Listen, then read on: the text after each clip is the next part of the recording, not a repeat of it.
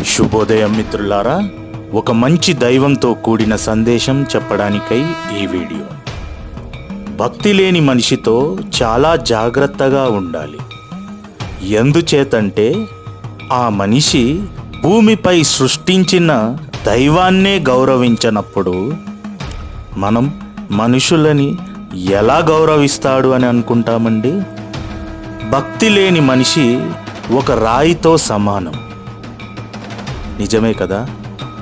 దైవం అన్నిటికంటే పవిత్రమైనది.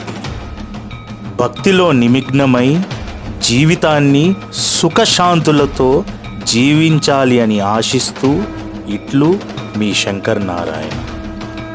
అన్నిటికంటే గొప్పది దైవం. దైవాన్ని నమ్మి మీ జీవితాన్ని హాయిగా గడపండి. ఉంటాను మిత్రులారా.